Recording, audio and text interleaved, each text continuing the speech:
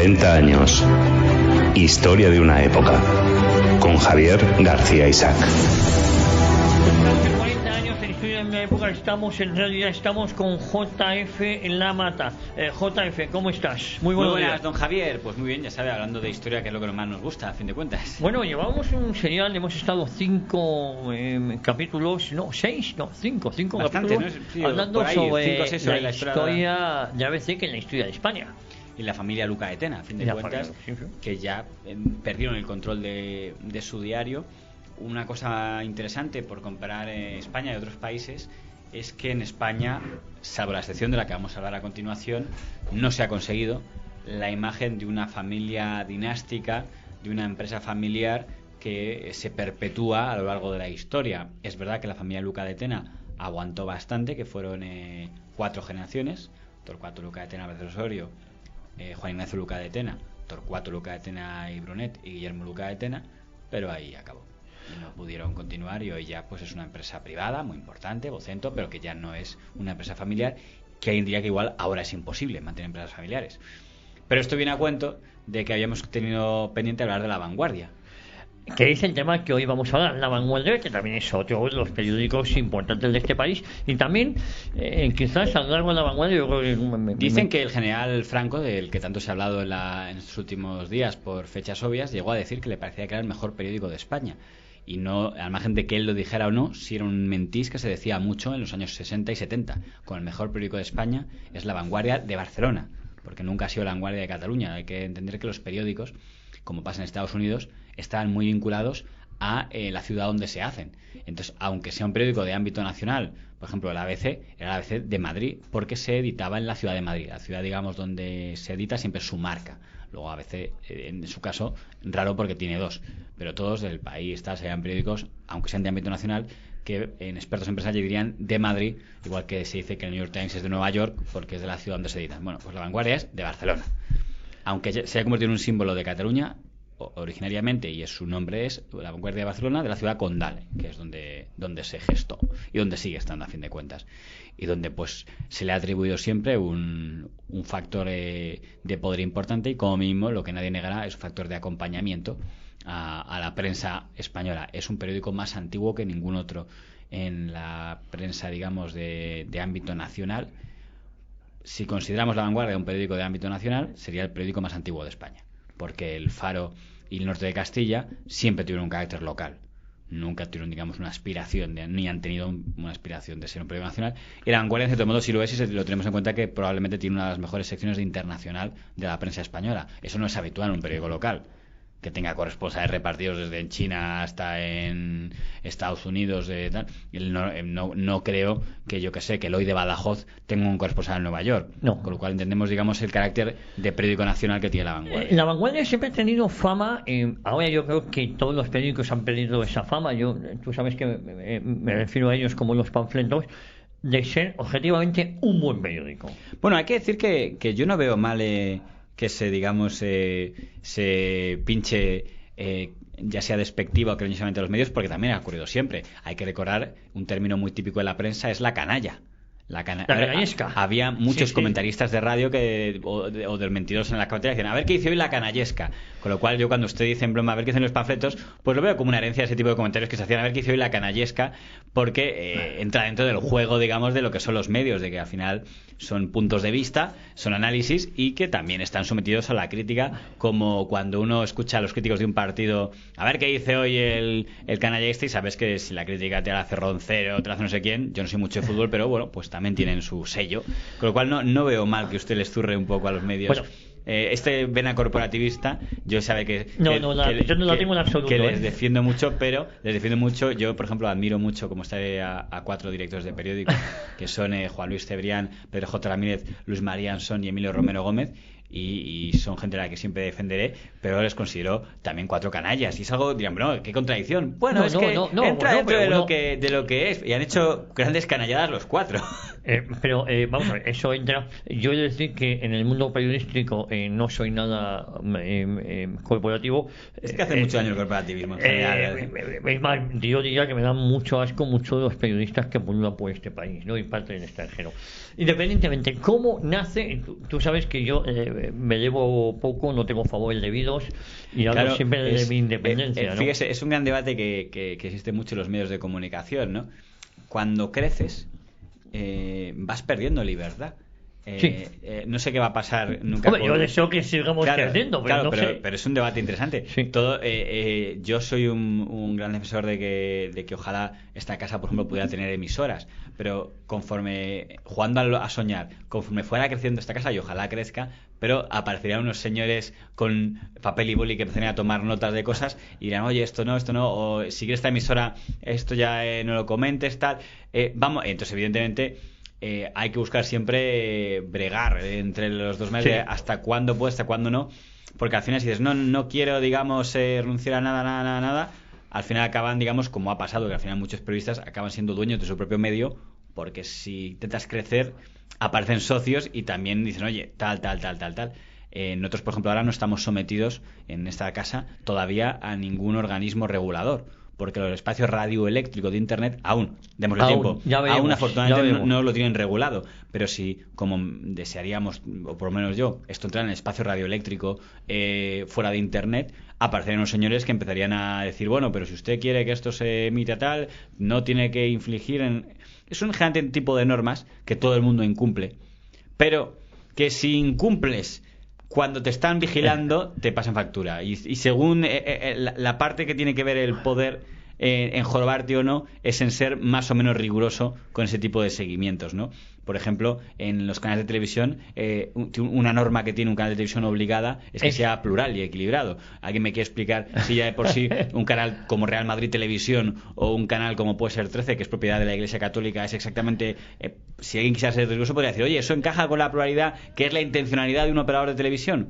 Seguramente no habrá problemas para meterse con ellos, porque son canales pequeñitos, no hacen daño a nadie, pero si de repente se conviene un canal que en Cordera y alguien quisiera ser un poco riguroso, dirían, oiga, vamos a revisar las condiciones de esa concesión, seguro que está cumpliendo, cuántos minutos está dedicando a un equipo y a otro equipo, es plural, etcétera. Bueno, vamos al tema ¿cómo de nace la vanguardia? ¿Dónde nace la vanguardia después de esta introducción?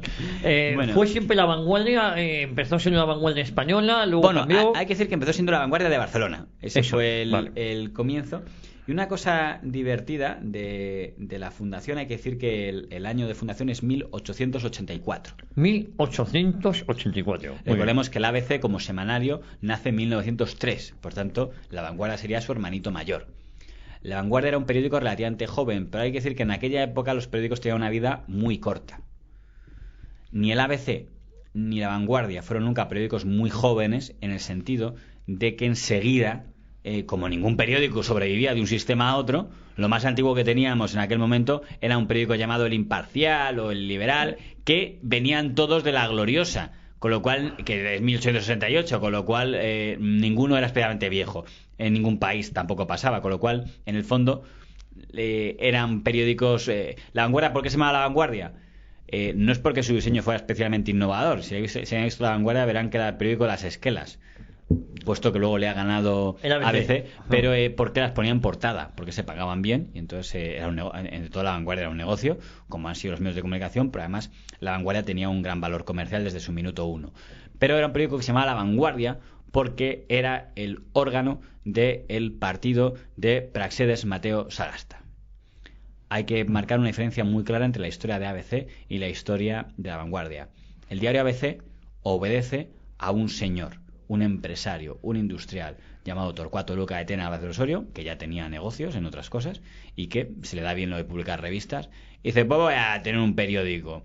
Entonces, aunque pueda tener simpatías por un político y otro, el señor Torcuato Luca de Tena no quiso que su periódico fuera nunca órgano de un partido. Y esto, que ahora parece ser muy habitual, cada editor dirá, claro que no, mi periódico independiente, tal, en aquella época era raro.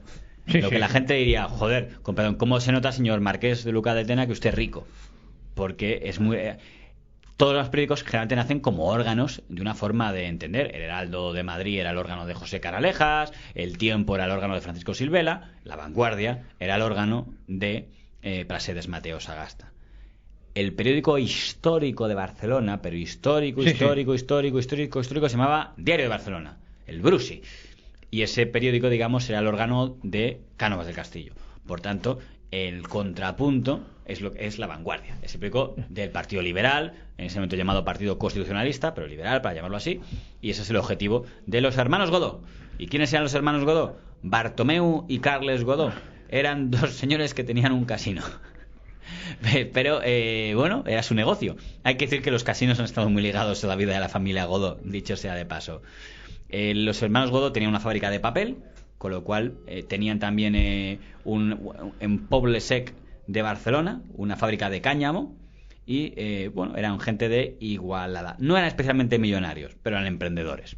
Y su gran negocio era un casino. Tenían un casino, hay interés en los dos hermanos, Bartomeu y... Ninguno era en ese momento conde, ¿eh? Hay que decir que eran dos empresarios, Bartomeu y Carles, montan su periodiquito llamado La Vanguardia de Barcelona. No tienen nada que hacer contra el Diario de Barcelona, que es el diario grande, pero bueno, como es un poco, somos la voz del señor Sagasta. Este periódico, 1800, ya ha cumplido, por tanto, los 100 años de historia, y puede ser que si consigue digitalizarse llegue a vivir más tiempo. Es un periódico ahí muy bien. Hay que decir que el primer director es un andaluz, Modesto Sánchez Ortiz. Es decir, solo dos hermanos que fueron del periódico, se llama La Vanguardia de Barcelona y estamos hablando de finales del siglo XIX. Sí, 1983. Y entonces tenemos ahí a dos hermanos que tienen un casino y que tienen una empresa de cáñamo, vale, de Igualada, que es el pueblo donde son ellos. Le vamos a montar un periódico para competir contra el Diario de Barcelona, y para dirigirlo, lo que dice Gaziel, figura muy importante de La Vanguardia y primer historiador de La Vanguardia, es que el gran acierto es que pillaron a un andaluz que, en palabras de Gaziel, no sabía qué hacía por ahí en Cataluña. Pero bueno, la periodista dijeron, oye, pues tú no vas a dirigir el periódico. Otra diferencia de La Vanguardia con el ABC. Recordemos que Torcuato Luca de Tena Álvarez Osorio quiso dirigir él mismo. Era director propietario. Los Godó nunca lo han sido. Siempre han contratado a alguien. Y el primero que contrataron fue a un andaluz, a este Modesto Sánchez, que se lo hizo, y lo hizo razonablemente bien como para consolidar el periódico. Lo primero... La primera base, digamos, para ser un periódico es sobrevivir a los 3 primeros años de existencia, sí, que es la clave. El hecho de que La Vanguardia de Barcelona sobreviviera a los dos hermanos Godó-Pie, para diferenciarnos de los Godó que quedaron después, Bartolomé y Carlos Godó-Pie, sí, fueron los primeros. Hay que decir que en aquella época los nombres se castellanizaban. Lo digo, sí, que aunque fuera muy catalán, lo digo por, si vemos ahora la historia de La Vanguardia, en la web de La Vanguardia, veremos que dice fundado por Carles y Bartomeu Godó. Sí. Son los nombres que yo he dicho, pero si miran las esquelas publicadas en la portada de La Vanguardia de sus respectivas muertes, verán que dice la muerte de Carlos Godó-Pie y la muerte de Bartolomé Godó-Pie. Yo no estaba allí, no sé cómo se llamaban, yo digo lo que leo. Con lo cual, si ahora queremos decir Bartomeu y Carles, pues ningún problema, son el mismo nombre en dos idiomas diferentes. Pero en las esquelas figuraba lo que tú estás diciendo. Bartolomé Godó-Pie y Carlos Godó-Pie, los dos fundadores de La Vanguardia, las dos esquelas publicadas en portada, y era un periódico en castellano. Y esa es la realidad, y los nombres salían siempre en castellano. Pero fíjese que incluso cuando mataron a Andreu Nin, el líder trotskista anticlerical del POUM, el periódico que tenía, que se llamaba La Batalla, sus artículos habían firmados Andrés Nin, con lo cual incluso en la República, con todo el ambiente que había revolucionario, se usaba todavía los nombres castellanos. A lo mejor es que estaba obligado, pero no sé por quién, pues será por ellos mismos. Yo ahora leo con mucho interés las columnas de Joan Tapia en El Confidencial, sí, un periodista socialista pero antiindependentista, pero curiosamente veo que firma como Joan Tapia. Él dirigió La Vanguardia, hablaremos después si da tiempo hoy, durante casi 10 años, y firmó siempre como Juan Tapia.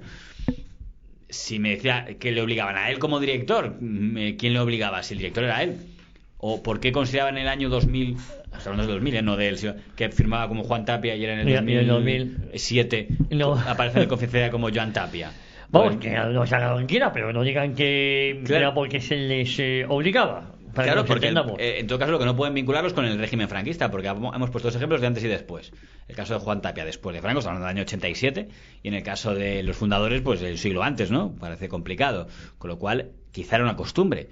Quizá estaba Jordi González, el presentador de televisión, estaba presentando un programa en Canal Sur y decían aquí Jorge González. Claro. Y Javier Sardá estuvo presentando durante casi 10 años, durante casi 8 años un programa llamado Crónicas Marcianas, y todos los que lo vieran verían que al empezar apareció un rótulo que decía Javier Sardá, y hoy aparece con X, ¿no? Javier Sardá en todas partes, en los periódicos, en las entrevistas, en La Sexta, tal. Y yo le preguntaba, en el año 96, en el año 2000, ¿alguien le podía obligar a Javier Sardá a decirle, oye, que queremos que aparezca con J? ¿Telecinco le obligaba? ¿O es que en aquella época existía todavía la costumbre de castellanizar los nombres y ahora ellos dirán siempre lo mismo, desde Tapia? No, así me han llamado siempre desde niño. Bueno, yo no estaba allí. Yo solo digo que me parece que en un momento en el que no te reportaba ningún problema de decir, oye, pónmelo con X, que prefiero, que soy catalán, pónmelo Xavier, o ponme Jordi, o en el caso de Tapia, ponme Joan, y por algún motivo que sea, todo el mundo decía que se lo castellanizaran. Yo no, como dice usted, no tenemos la culpa nosotros. Pues, vale, ahora se ha puesto... Yo sin quererlo vincularía a una moda, pero miran, qué vergüenza, que sepa usted que mi madre ya me llamaba así con 5 años. Pues no lo sé, no estaba allí. Yo solo digo que profesionalmente todo el mundo, hasta el año 2007, 2005, un poco antes quizá, castellanizaba los nombres. Y La Vanguardia, desde cualquier nombre que quiera usted coger de políticos catalanes hasta la guerra civil, todo el mundo castellanizaba los nombres en su edición. ¿Por qué? Supongo porque decían, es que este periódico es en castellano. Entonces, si el periódico es en castellano, usted se llamará Ramonet, pero voy a poner Ramón, porque usted se llamará Joan, pero voy a poner Juan, porque este periódico está dirigido para el público castellanohablante. Seguramente es algo tan simple como eso. Igual que en aquella época se hacía algo que ahora solo se mantiene con los reyes, pero que en aquella época era muy típico, que se castellanizaban los nombres ingleses y extranjeros. Y se puede decir de repente, y Enrique Himmler de las SS, pero ¿cómo que Enrique Himmler? O sea, Heinrich. Pero existía esa costumbre en la prensa de castellanizarlo todo. Porque era como tu idioma, igual que cosa que se mantiene a día de hoy con dos cosas, con los nombres de los reyes y con las ciudades. Todavía seguimos diciendo Londres o Pekín cuando... No, London. Si la fundaran ahora diríamos Beijing, ¿no? Beijing, sí, que yo soy de otra generación, me cuesta decir Beijing y no Pekín. Claro, ¿no? pero es un poco, es lógico. Lo raro es que para unas cosas sí, para otras no. Y pues que decimos Reina Isabel y no Queen Elizabeth. Entonces pues ahora después podemos decir también Margarita Thatcher. No, qué ridículo. Digo, ya, es lo mismo. O sea, igual de ridículo resultará a un británico que digamos Reina Isabel que digamos Margarita Thatcher. Pero bueno, en el tema de La Vanguardia hay que decir que los periódicos en general, su gran reto es sobrevivir. Y el gran mérito que tuvo La Vanguardia es demostrar que podía sobrevivir a Sagasta. Estamos hablando ya de principios del siglo XX. Principios del siglo XX, efectivamente. Muere Sagasta y entonces La Vanguardia decide eliminar la referencia a que es un órgano del partido de Sagasta. Está jugando, digamos, a ser un periódico ya de ciudad.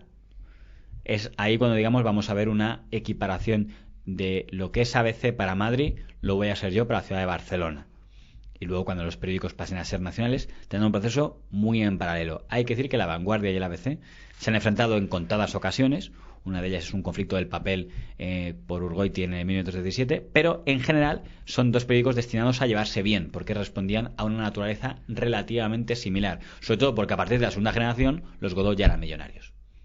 Así ya eran millonarios a partir de la segunda. La primera generación les costó mucho arrancar el periódico. Sí, pero poco. ¿Y cuál es la línea que siguen? ¿Es una línea, con todo mi cariño, provincial, regional? Es una línea, sobre todo, una palabra que a mí no me gusta nada, porque además acaba muy despectiva, lo que ahora diría alguien cortesana, es decir, un grupo sobre todo de estabilidad con la monarquía de la Restauración. Hay que decir que la monarquía es el símbolo, quizá constitucionalmente lo sigue siendo, pero moralmente supongo que ya no tendrá ese valor, pero en los años de la Restauración era el símbolo de la unidad del Estado, por lo tanto el símbolo de la historia.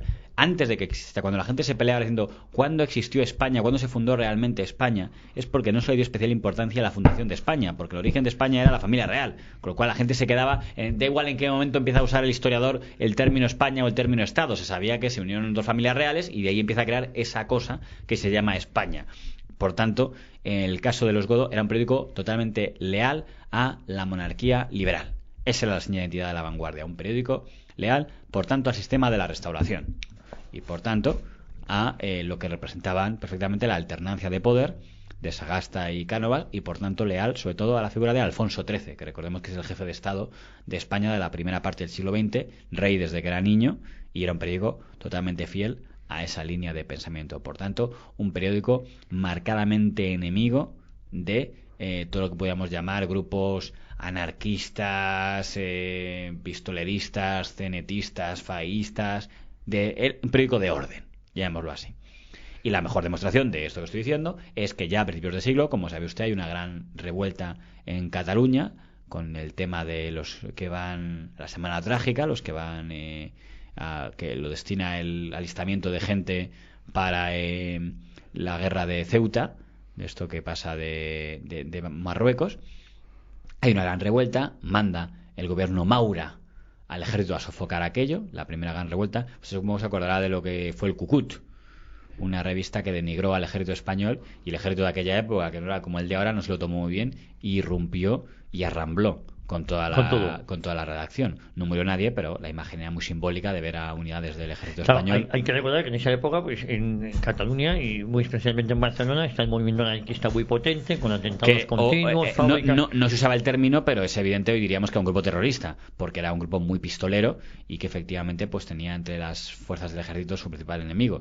Pero fíjate, lo que más le molestaba del tema del Cu-Cut es, uno, pintar a los guardias como cobardes, claro que ya ahora igual dabas igual, pero era como lo más doloroso. O sea, prefieres que te llames fascista, represor, asesino, pero que se dude de tu honor y se presente como cobarde y como que poco menos que se buscan lo que les maten, pues es lo que desató las iras del ejército. La Vanguardia, cuando ocurre ese incidente y se declara el estado de excepción durante unos días en Barcelona, él, cuando se acaba el estado de excepción, publica una editorial respaldando lo que ha hecho el ejército y el gobierno Maura. Y dice, se dirá que opinamos así porque estamos bajo la censura. Porque cuando se decretaba ese tipo de leyes se aplicaba la censura durante el tiempo que durara. Pero aseguramos, dice en ese momento, que de no haberse dado censura hubiéramos opinado lo mismo. Es lo que dice La Vanguardia en portada, con lo cual se identifica claramente con lo que podríamos llamar un periódico de orden. Es decir, aquí no, estas tonterías obreras o revolucionarias, nada. Muy parecido, por tanto, a lo que está haciendo la ABC en Madrid, que también es un periódico de orden en ese aspecto. Hay que recordar que el catalanismo político en aquel momento no tiene un proyecto rupturista. Lo más parecido al catalanismo que hay es la Lliga Regionalista. Y la Lliga Regionalista también apoya la represión del gobierno Maura de estas historias. Por tanto, el catalanismo, que viene motivado sobre todo por la guerra de Cuba, porque mucha gente pierde el dinero que tiene en Cuba y tal, invertido. Empiezan a sentir Madrid en el fondo no nos entiende, que es lo que empieza. Es verdad que aparece una seña de identidad que es el idioma catalán, es verdad que eso está por ahí ya, que es, digamos, la seña de identidad, pero no estaba incluido ningún tipo de demanda de autogobierno. Recordemos que la Generalitat es un término que nunca había existido en Cataluña. Generalitat era el nombre de un organismo medieval para Barcelona anterior al tema. La Mancomunitat, que es el gran avance que tiene Cataluña durante el gobierno de la Restauración, el primer organismo de diferenciación de Cataluña con el resto del Estado, no deja de ser la Diputación de Barcelona, que ya existía, pero como existían diputaciones en el resto de las comunidades.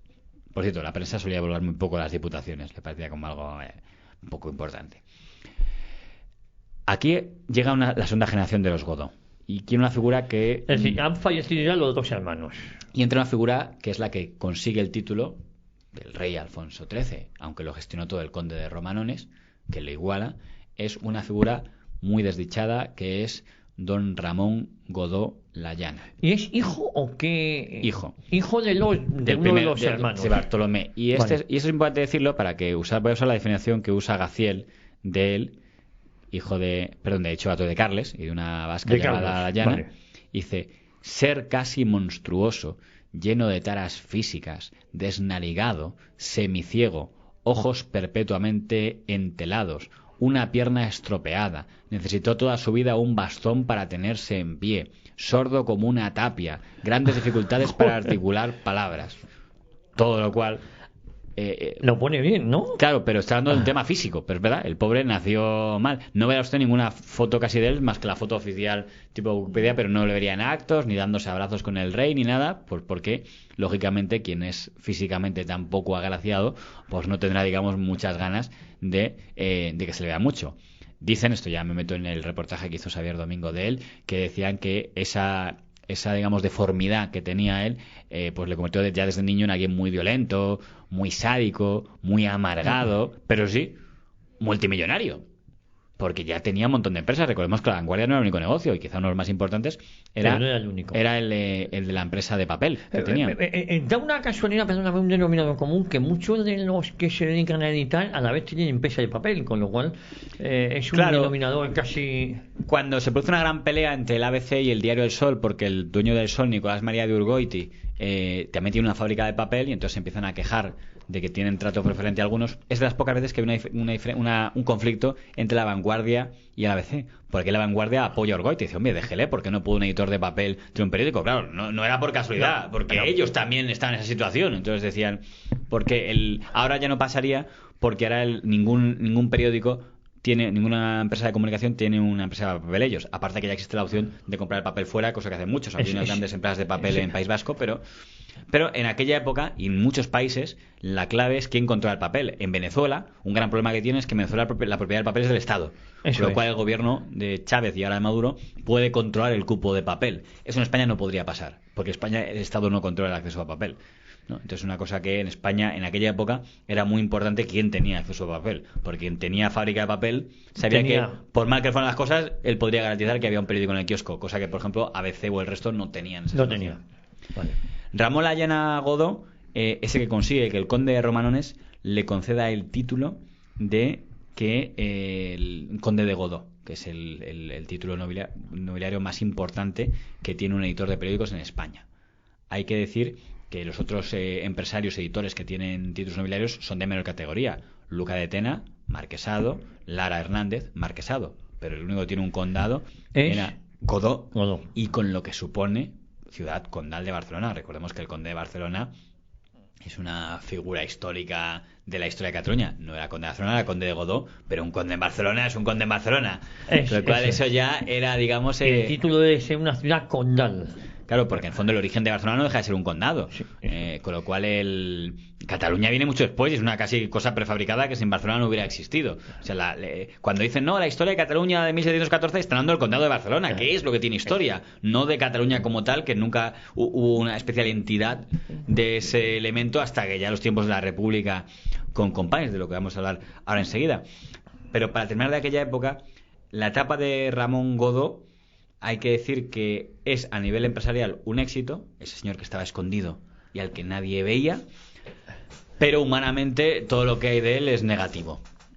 Es decir, en plan de que era difícil tratar con él, de que era difícil vivir con él, y de hecho se atribuye el éxito de La Vanguardia, que aquí es cuando crece de manera espectacular y gana a Diario de Barcelona, se convierte en el primer periódico de circulación en Cataluña, si entendemos como Cataluña las ciudades, las 4 provincias catalanas. Estamos hablando de 300.000 ejemplares, ya lo quisiera hoy cualquier periódico. Se debe básicamente a una figura que es muy importante, que se llama Gaziel, a quien he citado antes. Gaziel, que se dedicó los últimos años de su vida a poner a parir a los Godó siempre que tenía ocasión, es a quien contratan para que esté Ramón Godó Layana, quien contrata para que se encargue del periódico. Bueno. Él dijo, déjame en mi vida, yo voy a mis casinos y tal, y usted consiga que esto funcione. Y lo consiguió. Hay que decir que la mejor maquinaria de España en un periódico lo tenía La Vanguardia. Tenía, como dice usted, acceso a papel. Con lo cual, la clave era, para la fórmula del éxito de La Vanguardia era, 1, la mejor maquinaria moderna. 2, toneladas de poder. 3, acatamiento total de las instituciones existentes. Y 4, defensa sin discusión del orden establecido. Esta línea de La Vanguardia, casi sin inscripción, y luego diríamos casi, luego es lo que ha mantenido este periódico toda su vida. Hay que apoyar la autoridad que esté, se respalda. Y se respalda el orden y se respalda el tal. Con lo cual, esa es más o menos la línea de actuación de La Vanguardia. No es un periódico que se moje espectacularmente, no era un periódico con una editorial en primera plana como podía ser el ABC, informaba lo que pasaba, y si algo era muy gordo, pues sí, ponía algún recuadrito explicando su postura, siempre llegando al orden y ya el acatamiento de las instituciones vigentes. Eso era, digamos, La Vanguardia. Por tanto, podía mirar con simpatía lo que representaba Cambó y Prat de la Riba, los fundadores de la Lliga Regionalista, pero tampoco es que fuera, digamos, un órgano loador de Cambó, porque por encima de todo se loaba al rey, que era, digamos, el representante de la estabilidad del Estado. Llega la República en el año 31. Bueno, perdón, antes de la República, muy brevemente, la dictadura de Primo de Rivera. Usted sabe que Primo de Rivera era el general de Barcelona. La Vanguardia, por supuesto, lo respaldó. Pero hay que decir que es que lo respaldó casi todo el mundo. Sí, sí. Quiere decir, el Sol, el periódico de Ortega y Gasset, sí, que luego está considerado el apuntalador de la República por su famoso Delenda es monarchía del año 30, pero los otros periódicos que más se moja apoyando el golpe de Primo de Rivera. Era decir, esto de la restauración se está quedando a pedazos, aquí hace falta una solución. Claro, el que fue acelerador de ese golpe de Estado, que yo creo que fue muy bien recibido por todos. Pero particularmente por la burguesía catalana, porque donde más había caos social y pistolerismo era en Cataluña, era el primer lugar donde había que poner orden. Fíjate, prácticamente similar a lo que está pasando ahora, ¿eh? Claro, lo que pasa es que ahora la burguesía es la que se ha puesto al frente de los pistoleros. O por lo menos no se les ve mucho, o de ¿no? los kinkis o de los macanas, se llaman Claro, como de la gana, ¿no? En aquella época había una parte, si nos ponemos en plan emotivos, de injusticias sociales, de enfrentamientos entre patronos y sindicatos, pero que por el motivo que sea se resolvían a tiros. Uh-huh. Y por el motivo que sea, en Cataluña era mucho más fuerte que el resto del Estado. O sea, donde más había violencia. Hay que decir que no eran los socialistas los peores, eran los anarquistas, que tenían una fuerza especialmente fuerte, y especialmente fuerte en Cataluña. Fíjate, hablando de lo que estás comentando, precisamente el gobierno de Primo de Rivera, el golpe de Estado, la lista blanda, el mariscal de hierro, como le llamaban, el cirujano de hierro, perdón, que es como se denomina. Sí, yo creo que eso apareció en La Vanguardia, precisamente, lo de cirujano de hierro. Cirujano de hierro. Precisamente hace un acercamiento con la UGT y uno de sus pilares básicos es la modernización de España, en los primeros alcantarillados, la iluminación de muchos pueblos, de Franco y una legislación laboral muy importante. De Franco se elogia mucho el tema de los pantanos, pero fue una continuación. Ese proyecto se establece lo que pasa es que, como duró poco, hay que decir en todo caso que la comparación siempre va a ser desfavorable para Primo de Rivera. ¿Por qué razón? Porque quizá por la ventaja que tenía el régimen de Franco de venir de una guerra civil y por tanto de una guerra devastada, consiguió algo que ningún historiador se atreverá a reconocer porque suena fatal, que es que al venir de una guerra y de una España devastada, se dejó hacer a un gobierno durante un periodo de tiempo prolongado, que era algo fundamental para que este país pudiera llegar para adelante. O sea, incluso voy a obviar el debate de quién tenía que ganar la guerra, pero había una cosa importante, que es que no podíamos... El gran fracaso de la República no es... Si nos ponemos en plan fríos y robóticos, vamos a olvidar la ética. No es tanto, por tanto, que mate a curas o que mate tal... Que también, pero... Es muy claro, solo desde el punto de vista robótico. El gran problema que tuvo la Segunda República es que no hubo ningún gobierno estable, hubo 24 gobiernos. Si estás cambiando de gobierno cada 2 meses, no se llega a poner en marcha ningún programa de gobierno. Con lo cual, ni siquiera podemos saber cómo lo iba a hacer Casares, cómo lo iba a poder hacer Giral, cómo lo iba a poder hacer Gil Robles, cómo lo iba a poder hacer, si ninguno aguantaba. Con lo cual, reforma agraria la quitamos, reforma tal, reforma de educación. Igual muchas ideas de la República habrían sido geniales, pero como ninguno era capaz de llevarla a cabo, no había. Eso mismo pasó en la Restauración. Ningún gobierno duraba mucho. Ahora tenemos a Romanones, ahora entra no sé qué, ahora entra el Marqués de Valdeiglesias, ahora entra García Prieto. Digo, pero ¿quiere alguno gobernar? Por eso al final la gente se harta y dicen, y es cuando llega la mayor denigración de la democracia, cuando dicen esto de democracia es una mierda. Si al final la democracia lleva a que nadie sea capaz de llevar a cabo ningún programa de gobierno, por cierto que tomen nota, porque llevamos 2 años desbloqueados en España, perdón, 2, casi 4, en lo que Pedro Sánchez está consiguiendo con el tema que se olvide que está gobernando con unos presupuestos prorrogados desde hace 4 años. Sí, con lo cual, de Montoyo y de Rajoy. Con lo cual está siendo algo que recuerda mucho a lo que estamos denunciando de la República o de la Restauración, cuando la democracia te impide llevar a cabo un gobierno estable, una fase de Ortega y Gasset. Déjenme ustedes equivocarme en paz. Dejemos que un gobierno se equivoque. El gran desastre que tuvo la transición española es que el primer gobierno que tuvo fue de esta manera, el gobierno de UCD. Luego, afortunadamente, no hizo falta un golpe de Estado en una guerra civil porque llegó una cosa llamada mayoría absoluta de Felipe González que por fin nos da algo de estabilidad. Si no llega a ser por eso, se va a hacer puñetas en la democracia porque se parecía demasiado a la Restauración y a la República lo de un gobierno que no empieza.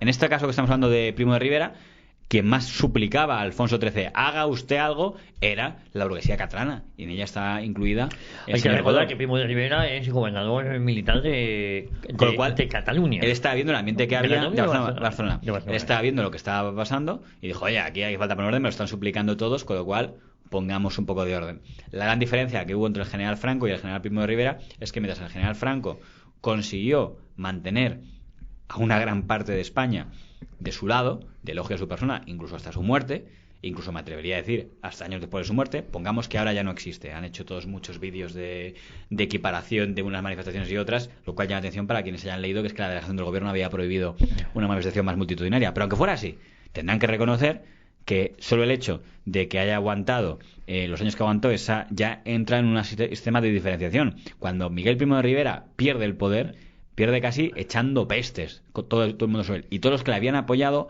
incluyendo desde el diario El Sol y Ortega y Gasset hasta la burguesía catalana, le echan como adiós y no vuelvas. Es una figura que se va denostada por unánimemente la sociedad española. Son sectores muy minoritarios, lo cual llevó probablemente a José Antonio Primo de Rivera a escribir un artículo que he visto que han recuperado la fundación en la web, de decir cuántos enanos, ¿no? Cuánta gente ingrata, pero la política es así.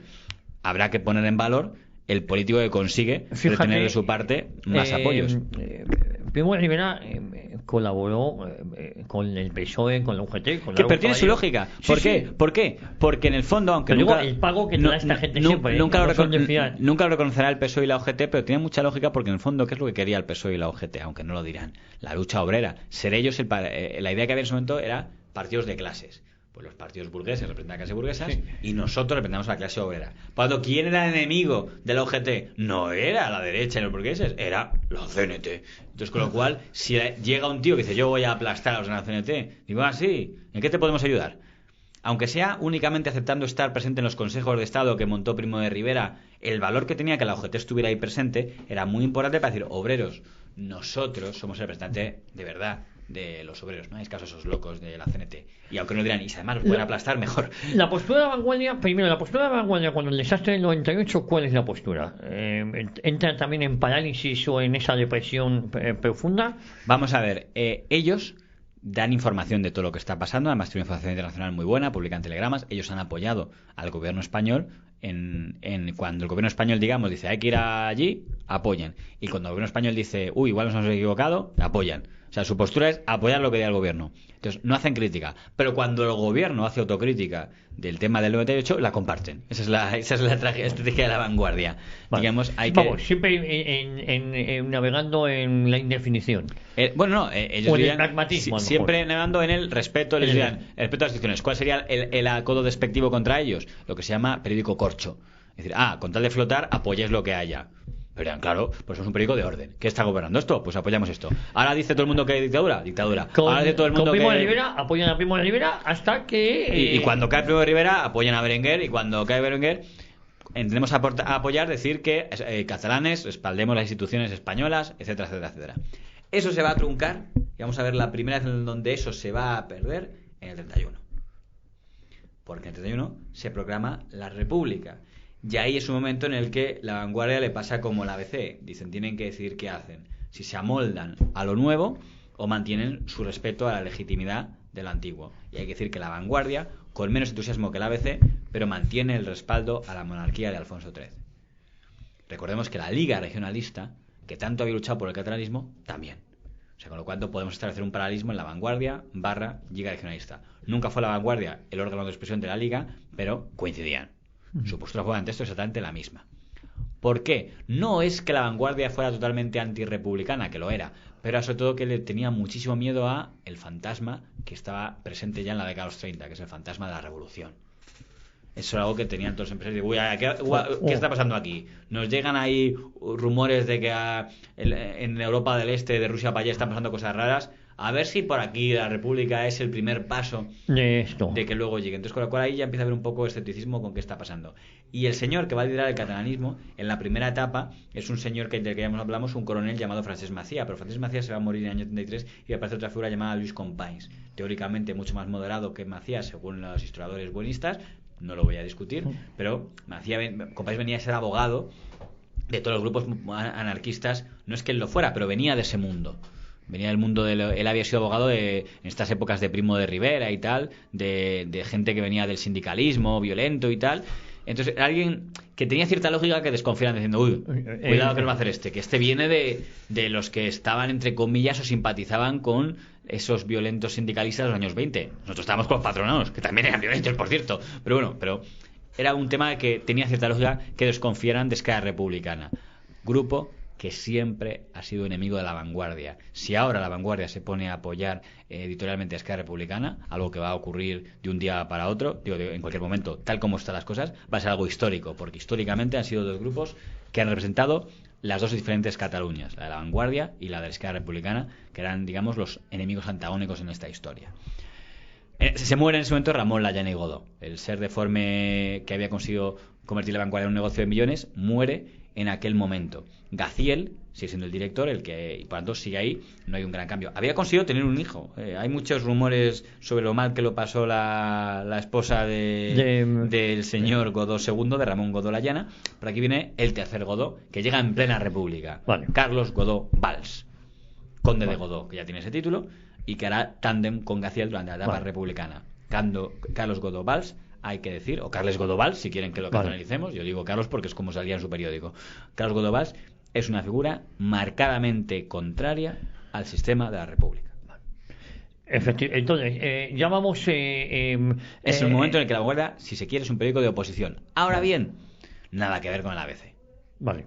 ¿Por qué? Porque el ABC es un periódico hostil. La Vanguardia es... Esto a mí no me gusta, pero bueno, es lo que hay. Es lo que hay y convive. Y tampoco... Es que además a La Vanguardia no le gustaba hacer mucho periodismo de opinión. Lo hacía, pero cuando era necesario. Vale. O sea, si se podía evitar, Gaziel sobre todo quería demostrar que su periódico era el que mejor sabía vender publicidad, el mejor sabía venderte cosas, colocarte cosas, etcétera. Ocurre una cosa muy llamativa, que es el 34. Vale. Y eso es un periodo... Es decir, en la caída de Alfonso XIII tampoco la ven como algo abrupto, sí, puesto que grandes intelectuales conservadores, a través del Pacto de San Sebastián, estaban apoyan en la República y la famosa XIII. frase de Miguel Maura: va a ser una república de obispos, que era una forma de tranquilizar a la gente. Ya veréis cómo no va a ser esto anticlerical. Luego Miguel Maura fue el primero en dimitir cuando vio que no pudo cumplir su propia promesa. Por cierto, muy rápidamente, el general Sanjurjo, que era el encargado del director general de la Guardia Civil, dejó caer a Alfonso XIII. Mantengo mi teoría. Yo creo que estaba muy vinculado al general Primo de Rivera y deja caer a Alfonso XIII por lo mal que Alfonso XIII se había portado con el rey. Es decir, digo aviso a navegante, porque situaciones similares se pueden pasar, pueden estar sucediendo en pleno siglo XXI. No sé si me entiendo lo que te quiero decir.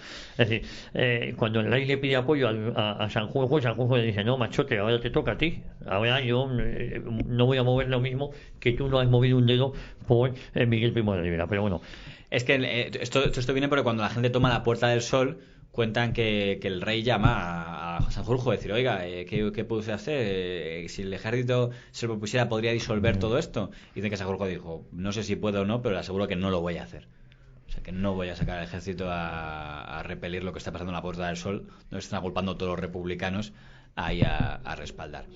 Bueno, el nombre era Rosa Valls, la pobre dama sumisa, que es la fama que quedó de la madre de la esposa de Ramón Godó Layana, y que dicen que cumplió su deber, que era darle 2 hijos, y después murió. Y entonces entra este tercer Godó, que es Carlos Godó Valls, que es el que heredó todo, los casinos, las empresas de cáñamo y el periódico. Y hay que decir que es este Godó que se encuentra con la Revolución del 34. Cuando llega la Generalitat, La Vanguardia lo apoya. ¿Cómo se sigue llamando? ¿La Vanguardia de Barcelona? Sí. Vale. Cuando llega la Generalitat, La Vanguardia lo ve bien, a pesar de que no le gustaba, porque ve en ello la continuación de lo que había intentado la Lliga con la Diputación, o sea, en el fondo, pero con la Mancomunitat, es decir, una especie de unión. En el fondo, la autonomía de Cataluña, ¿qué es? Ya existía una administración autónoma que se llama Diputación. ¿Qué es, por tanto, la Mancomunitat? La unión de las 4 diputaciones, sí. De que haya un organismo que coordine las 4 diputaciones. Por tanto, desde el punto de vista de La Vanguardia, tampoco era un escándalo que se montara una Generalitat. Lo único que escogiera el nombre Generalitat, que fue una excusa que tuvieron un favor que le hizo el gobierno de la República a Esquerra para que no quedara poco. Digo, si decimos que es mancomunidad, hemos acabado en Prat de la Riba y la Lliga y tenemos que conseguir... Había proclamado hacia una república absurda catalana, que lo hizo únicamente, como hace siempre el catalanismo, de fogueo. Esto se dedican la excusa es proclamar la república para negociar, que es la excusa cuando sale mal. Si pone la república mal, digo, no, lo hice para negociar y con la república. Y bueno, y luego de esa negociación aceptaron el término Generalitat, recuperando un término medieval para que fuera algo diferente, que no sonara a Diputación ni a Mancomunidad, que eran los dos términos, digamos, que se estaban usando. Me has hablado del 34. ¿Qué postura toma La Vanguardia de Barcelona en este momento? Con Gaziel como director, totalmente. Por cierto, hay una asociación llamada Gaziel, que es de periodistas independentistas, que poco deben conocer a Gaziel. El editorial que publica La Vanguardia, dirigida por Gaziel, con Carlos de Godó Valls respaldándolo a más no poder, era ¿qué hicisteis con Cataluña? Contra Companys y su gente.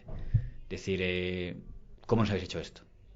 Es una editorial que recomiendo su lectura. Lo hacen cuando acaba toda la guerra bestia, porque lógicamente durante la contienda no sale. O sea, durante el tiempo que dura la Revolución de Octubre, no hay casi periódicos en España. En Madrid aguantan algunos, porque en Madrid no triunfa la revolución, y además porque, como ya contamos aquí, algunos directores como Luca de Tena, Juan Ignacio, o el director de informaciones, Juan Pujol, echaron a todo el mundo diciendo: aquí el que respalde la huelga, que nosotros consideramos que es una revolución, a la calle. En el caso de Vanguardia no pueden, pero cuando acaba y vuelve a ser el periódico, acabada la revolución y detenido Companys y su grupo, pues eso es un editorial, decir: ¿qué hicisteis con Cataluña? ¿Qué hicisteis con nosotros? ¿Cómo permitisteis esto? Con lo cual, de mucha dureza y pidiendo máxima dureza contra Esquerra Republicana y contra Companys. Pero no es raro, porque lo que dice en el fondo la Vanguardia es, aparte de cumple su viejo criterio de defender el orden, es lo mismo que está diciendo la Lliga. Es lo mismo que le preguntan a Francesc Cambó y dirá lo mismo, dirán: ¿pero qué han hecho estos? Como todo lo que habíamos ganado desde los tiempos de Mancomunidad, recordemos que lo que hace el gobierno de la República no es 155 de corcho, es suspensión. Deja de existir la Generalitat de Cataluña. No es volvemos a la Mancomunidad. No, aquí se suspende todo. No hay más autoridad que el Estado durante el tiempo que esto. Y no un delegado, el gobernador civil de militar. Con lo cual fue algo para el catalanismo demoledor. Cuando los diputados de Esquerra Republicana vuelven a aparecer en el Congreso después de la Revolución de Octubre, son abucheados por el resto de diputados. Y dicen los diputados: nosotros no sabíamos nada de lo que iba a pasar, estamos aquí en Madrid, oye, no... Que no sé si es creíble o no, pero para que entendamos el ambiente que había. Y la Vanguardia está en esa historia de abucheo, es decir, en el sentido de decir: ¡qué vergüenza! Y en las elecciones del 36, la del Frente Popular, en esas, la Vanguardia sí se moja y pide el voto para los contrarrevolucionarios. Ahí se moja. Porque entiende que lo que nos estamos jugando es la supervivencia de un modelo de país. Cuando el otro día escuchaba a un presentador de televisión española riéndose de los que decían: Franco ganó al comunismo, ja, pero qué mentira, qué comunismo había en el año 36 si eran Azaña y Castells Quiroga. Es un buen ejemplo, porque efectivamente Azaña nunca fue comunista, pero el problema que tiene una etapa de polarización es que hay que escoger bando. Sí. Y Manuel Azaña escogió. Y con todas las diferencias que están en sus memorias, escogió el bando del comunismo. ¿En qué sentido? No que él se volviera, sino que tenía que estar con ellos. Igual que mucha gente seguramente no tenía ninguna simpatía por el fascismo o el falangismo, fíjese, para los monárquicos, pero al final cuando él dice: uy, yo si hubiera vivido en la guerra civil no hubiera estado ni con unos ni con otros. Esta postura budista, digo, tú sabes lo que es una guerra civil, ¿verdad, guapo? O sea, aquí al final yo no puedo saber lo que hubiera hecho. Ahora bien, sé que la opción de la neutralidad no existe. O sea, a lo mejor hubiera estado con los comunistas porque, mira, tengo miedo, me cuentan aquí de Hitler, pues me voy aquí a levantar el puño porque aunque no sea comunista, oye, estoy estando. O a lo mejor digo: oye, mira, me da igual, soy católico tal y en este bando matan a los curas, por lo cual, aunque no sea fascista, me voy con ellos. Eso es una guerra civil. Por tanto, no había equidistancia. No existe una guerra civil. Entonces me divierte mucho cuando oigo a comentaristas que se ha ido también mucho en estos días. Yo la voy a decir que no voy a estar ni con unos ni con otros. Digo, tú no tienes ni idea de lo que es una guerra civil. Los que no estaban ni en un bando ni en otro eran asesinados. ¿Sí? O por unos o por otros. O era que se habían huido del país antes de que empiece, porque tampoco es fácil huir una vez ha empezado la guerra civil, ¿eh? No te dejan escapar ni unos ni otros una vez ha entrado la fiesta. Bueno, La Vanguardia escribió un editorial muy bueno en el día posterior a que maten a Calvo Sotelo, que sería un modelo de artículo buenista, donde dice lo de: por favor, frenemos esta onda de violencia.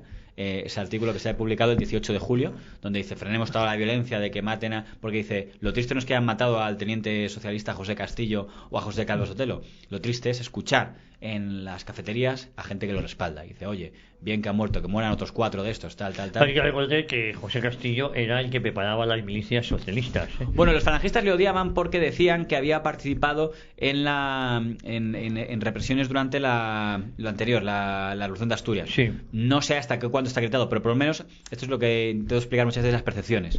A veces los hechos es difícil acreditarlos. La percepción que existía para el falangismo es que el señor estaba implicado en esas cosas, con lo cual el hecho objetivo de que estuviera físicamente o no tal, no se lo preguntan a los falangistas de la época. La pregunta es que le tenían señalado como uno de los que había participado en represiones durante el tema de Asturias. Por tanto, iban a por él. Le tenían ya, se había casado, le había mandado ya telegramas a su mujer diciendo: te has casado con un inminente cadáver, porque le tenían totalmente enfilado como alguien que era, en su lectura, de los que había matado a gente de los suyos durante... La verdad, como saben, es muy complicada saberla, y cuando nos movemos en aquella época, difícil saber si de verdad o no. El caso es que el asesinato de Calvo Sotelo desenlaza ya... No es casualidad que fueran tropas de asalto las que mataran a Calvo Sotelo, es que en el fondo era un guardia de asalto. Claro. José Castillo, seguramente había un sentimiento como: tenemos que vengar a uno de los nuestros. La verdad que fue la guardia de asalto, que además era la escolta personal de Indalecio Prieto. Sí, porque había trabajado a varios de ellos para Indalecio Prieto, lo cual siempre ha dejado esa sombra sobre la figura de Indalecio Prieto. Que había trabajado como escolta de él es un hecho objetivo. Sí, eso no es... Podemos discutir decir si era bajo su orden. No, en todo caso, pongamos que no era bajo su orden. No dejan de ser funcionarios de la República. Y es muy significativo. No eran pistoleros del Partido Socialista. Cierto, Prieto tenía pistoleros, pero no eran pistoleros del Partido Socialista. En este caso eran agentes de orden público. Por cierto, agentes de orden público que luego no hubo represalias contra ellos. Por eso esa es la parte que tiene más simbolismo de aquello. O sea, imagínense para la familia de Calvo Sotelo. Ven entrar a dos guardias. De hecho, cuentan que eso dijo, señor Calvo Sotelo. Su placa, tal. Y cuando la señora dijo, tranquilos. Porque el miedo que tenían es que fueran de repente. Entre ellos un guardia civil y por eso salió de la casa, sí. Y porque él decía, si van a ser pistoles. Y cuando ya ve que es guardia civil, que luego hay pasado a ser guardia de salto, pues entonces, bueno, son los de orden público, pues tendré que cumplir y acatar. Llamada a la gobernación. Y ya, cuando llaman a la gobernación dicen, no, que aquí no ha llegado nadie. ¿Cómo? No llegó, ni llegó a destino. En el propio coche le abrieron el cráneo. Y en la cuneta, que son muy dados, ahora que quieren abrir fosas a los cementerios, pues claro. Le han quitado la calle a Calvo Sotelo en Orense, no sé. Han debido pensar que también era víctima. Con el apoyo del Partido Popular, por cierto, esas cosas son muy habituales, esas cosas en el Partido Popular. No sé, era un franquista que murió antes de que llegara Franco al poder. Sí, lo cual es complicado. Ahora bien, también digo, no tengo ninguna duda de que Calvo Sotelo hubiera apoyado el alzamiento nacional. Ninguna duda. Fue ministro de pero el pobre no pueden culparle de nada porque estaba muerto ya antes. En todo caso, en el caso de La Vanguardia, ellos, su último editorial, cuando están escribiendo sobre esto, acaba de una manera muy enigmática. Dicen, por favor, llamamos a la gente a la calma, a que se acabe este ambiente de asesinatos. Y acaba el artículo diciendo, mientras escribimos estas líneas, estamos escuchando un tiroteo en Barcelona. Ese tiroteo que están escuchando anoche el 17 de julio ya era el comienzo de la guerra civil. Lo adelantaron. Y el gobierno de Companys hace una cosa muy curiosa, muy lógica en la guerra civil, que es incautar el periódico. Carlos Godó Valls, se va de España. ¿Era la tercera o cuarta generación? No, es la tercera. ¿La tercera generación? Decíamos la primera, que eran los hermanos fundadores, la segunda, el pobre ser deforme, que murió justo en plena república, nada más proclamarse, y Carlos Godó Valls, que es el que asume la dirección. ¿Es hijo? Sí. Más o menos, ¿no? Sí, es el hijo de los Carles. Del primer Carlos Godó, hermano de Bartolomé, Carlos Godó Pie, nace Ramón Godó Layana. Ramón Godó Layana se casa con la catalana sumisa Rosa Valls, y aquí nace Carlos Godó Valls, que es el que se convierte en el editor del periódico, y quizá el más importante de todos ellos. Sí. Carlos Godó Valls, no hay de aquí ningún tipo de disimulo. Carlos Godó Valls pone dinero para apoyar el alzamiento nacional, se va físicamente al exilio, pero como hace los Luca de Tena, y da todo el respaldo diplomático económico total a el alzamiento y permanece nacional. en el exilio mientras su periódico está secuestrado en manos de Frente Populista. Primero de la Generalitat, pero luego se lo queda, que es muy interesante, se lo queda el PSOE. Que es algo curioso. El gobierno de Negrín, cuando se traslada a Valencia, de Madrid a Valencia, porque ya ven que la guerra... Y se sigue llamando La Vanguardia de Barcelona. Pero ya dice Negrín, no me fío de Companys, lo quiero yo. Y el gobierno de la República, cuando llega el doctor Negrín, pasa a ser el periódico personal de Juan Negrín. Y de hecho Negrín está mucho más cómodo con La Vanguardia que con el socialista del Mundo Obrero, porque se vende más. Y entonces ya ocurre una cosa muy curiosa, que empieza a convertirse en un periódico comunista. Porque el doctor Negrín, que quedará en la historia como alguien que se llevaba mejor con los comunistas que con su propio partido, que no a su partido, sí, que es algo rarísimo. Y no estamos hablando de Julián Besteiro, que por supuesto Julián Besteiro le acusó públicamente de ser un... Yo hace unos años, un par de años, rehabilitaron, bueno, no sé si a Negrín le llegaron a expulsar del partido y lo rehabilitaron a él y en este objeto. Hizo una cosa muy rara. El doctor Negrín, que fue una figura que me podrán decir que no era comunista. ¿Yo qué quieren que les diga? Yo digo a la persona que se llevó mejor con los comunistas que con su propio partido. Me dirá a lo mejor Negrín que era porque su partido estaba controlado por el Prieto y se llevaban mal. Julián Besteiro le acusó de ser un espía comunista, doctor Negrín. Puede decir, hay historias que dicen, no, es porque Julián Besteiro estaba ya enfermo, ya no sabía ni lo que decía. Pero es que Indalecio Prieto viene a decir más o menos lo mismo. E Indalecio Prieto es en el fondo el único hilo conductor que hay entre el PSOE de Pablo Iglesias y el PSOE de Felipe González, es Indalecio Prieto. Si nos cepillamos Indalecio Prieto, nos cepillamos la única conexión que hay entre el socialismo. Y es Indalecio Prieto el que más trabaja en denunciar el tema de Negrín como agente comunista. Y si no, agente, digamos, simpatizante, lo que queramos decir. Pero la mejor demostración de ello es que en La Vanguardia aparece un artículo firmado por Jesús Hernández, que era uno de los ministros del Partido Comunista, llamado El pesimista impenitente, que es un artículo donde se dice, básicamente, la culpa de que perdamos la guerra es de Indalecio Prieto. Aquí hay un pesimismo de algunos que tenemos infiltrados y están aquí. Que eso salga en La Vanguardia, periódico controlado por el gobierno de Negrín, es lo que dice Prieto diciendo... ¿Qué está pasando aquí? Sí. Y en las memorias hay una parte genial de Indalecio Prieto, que es las cartas, que ya se ha aludido muchas veces, las cartas que manda Prieto a Negrín, y hay una de ellas que es solo dedicada a La Vanguardia. Es decir, primero, es vergonzoso, dice sí, es vergonzoso que un periódico privado se haya convertido en un órgano escandalosamente personal suyo. Señor Negrín. Segundo, recuerdo que nosotros para tirar el socialista perdemos dinero. Y en cambio usted está manteniendo un periódico con el presupuesto del Estado. Porque La Vanguardia se convierte en un periódico público. Está financiando el Estado para que le haga propaganda a usted. que le contesta Negrín diciendo: no se preocupe que también haremos propaganda de usted en La Vanguardia, lo cual da una imagen del funcionamiento de los medios de comunicación que había. Y acredita que... Y el último punto es que al final se convierte La Vanguardia en el lugar donde publican sus artículos los comunistas, sí, como si fuera Frente Rojo. De hecho, Prieto le puso, porque Negrín echa de su gobierno a Indalecio Prieto en mayo del 37 con la excusa de las revueltas de Cataluña, y durante esa última etapa pues La Vanguardia ya es pues negrinista, comunista.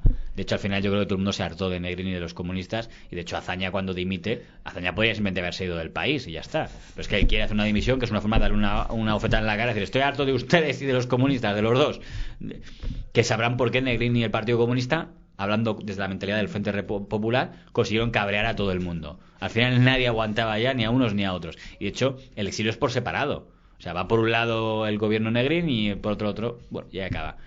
Cuando acaba la guerra civil en Cataluña, que acabó un poquito antes que en Madrid, hacia el 30 de marzo, por ahí es cuando yo creo que acaba. Sin pegar un solo tiro, por cierto. Lo primero que hace el gobierno del general Franco, en el decreto de prensa de reorganización de la prensa, o no, por Ramón Serrano Suñer, es devolver el periódico La Vanguardia a su familia. El señor Godó, Carlos Godó Valls, que vuelve muy contento publicando un Viva Franco firmado por él mismo, y el primer director al que nombra el señor Godó Valls es a Manuel Aznar. Manuel Aznar con Josep Pla.